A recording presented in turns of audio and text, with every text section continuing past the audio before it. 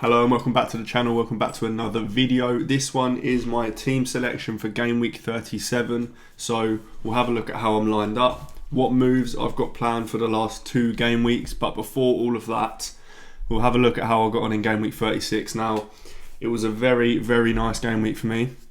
So rank wise, I went from 7k to 3.9k, so a nice big jump.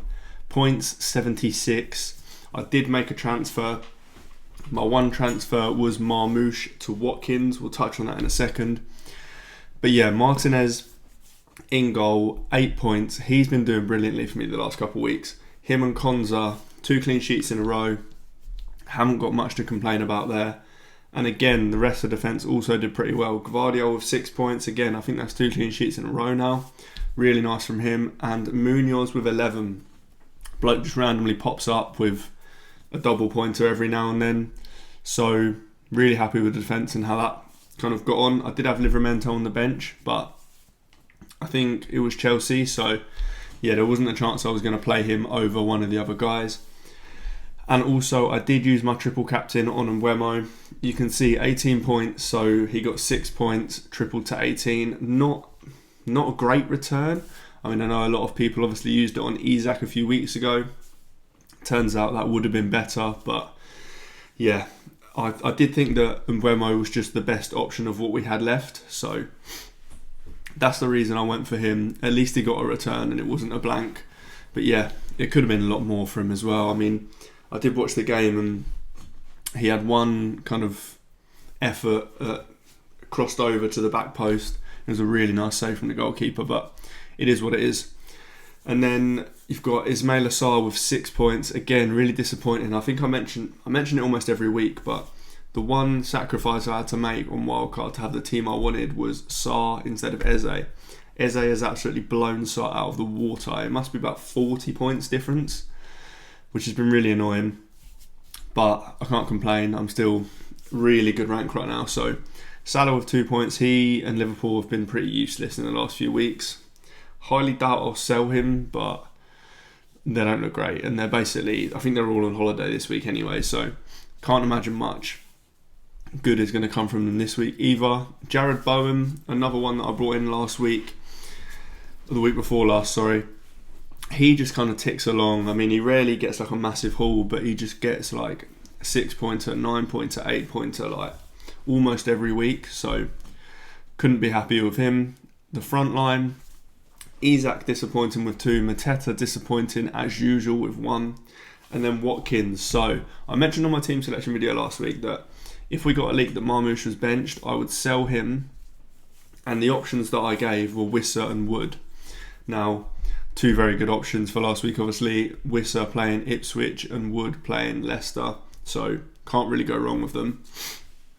However, I realised if you've watched the player rankings video last week, as we were recording that, I realised that I could actually afford to go up to Watkins. And I just like that move quite a lot. I mean, firstly, it was differential last week. A lot of people will be bringing him in this week. But last week, it was a more differential move because he didn't have as good a fixture as Wood or Wissa. But the reason I bought him wasn't for last week. It was for game week 37 and 38. So 37... this coming week is against Tottenham at home, and 38 is against Man United. Now, 2 teams in general pretty rubbish, but what's even better about those fixtures is that in between game week 37 and 38 is the Europa League final, which obviously is Tottenham versus Man United. So both teams will mainly be focusing on that final, meaning that, to be honest, whichever way you look at it, I mean, they're playing Tottenham before the final, Man United after the final. Either way, they'll be focusing on that final. So I think that both fixtures, both teams are teams to be targeting, and both fixtures are absolutely fantastic. That's why this week, I think if you've got Palmer, he's the best captain. He plays Man United. And I also think that Villa guys are great against Tottenham. But that's why I brought him in. I did get a bit lucky that he outscored Wissa and Wood, I think. I just kind of, as long as he kept up with them, I'd have been happy. But yeah, couldn't be more happy with how we got on. Right, all the Arsenal boys on the bench. Obviously, Marino scored and then got sent off. Slightly annoying, but Wasn't planning on playing him this week anyway. And then Livramento did get 7. Like I mentioned earlier, I didn't really have any plans to play him, but yeah, those that did were pleased. So yeah, that's how I got on in Gameweek 36. Now let's have a look at my team for Gameweek 37 and my plans for transfers. Okay, so now moving on to my lineup for Gameweek 37. I've got 1 free transfer and I've got 0.2 million in the bank, so not a lot that I can do. But this is how I'm currently lined up. Anyway, Martinez with Tottenham at home. Now, I mentioned how much I like that fixture. Also got Konza with Tottenham at home, so I'll be playing both of those guys. I'm pretty sure I'll be playing them anyway. The other options are Raya on the bench with Newcastle at home, Kiwior with Newcastle at home, and Livramento with Arsenal away. Obviously, all in the same fixture. And as you can probably guess, I'll have Isak playing, so there's no point in me playing Isak and 2 Arsenal defenders, or an Arsenal defender and a goalkeeper. It's pretty counterintuitive, so I'll be going with the Villa guys. Then I've got Munoz with Wolves at home. Again, another pretty nice fixture. Palace are kind of a bit hit and miss, but I mean, we see what Munoz can do last week. He can get an attack in return, and if he picks up a clean sheet at the same time, he's in for a nice double-digit haul. So then it's Guardiola. I mean, if you haven't got Guardiola in your team right now, I'm not sure why. He's the best defender in the game right now. Sometimes he'll be playing in that left-back role where he gets forward, even if he isn't, to be honest. City defence is looking pretty good. Bournemouth are actually kind of struggling for goals, so yeah. Really happy with how the defence looks this week. Midfield, I've got Mbeumo Fulham at home. Not the best fixture, but also Fulham haven't been that great recently, so don't mind that. I've got him as vice-captain. Sarr with Wolves at home. Again, I mentioned it when I talked about Munoz. It's an okay fixture. Palace are just hard to judge right now. If anything, all I want from Sarr is just to keep up with Eze. I mean, it seems like that's not going to happen anymore, but if he can just keep up with him, at least this week, there's a chance that I sell Sarr next week, but I'll come on to that.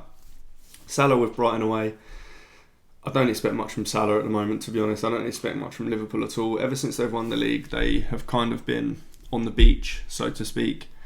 They've actually been on holiday this week, but yeah, it's kind of expected. They've won the league, they have nothing to play for now, and they haven't looked great.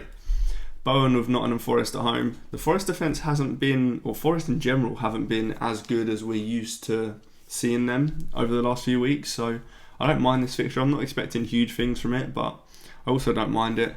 Marino is obviously on the bench. He is suspended for this game.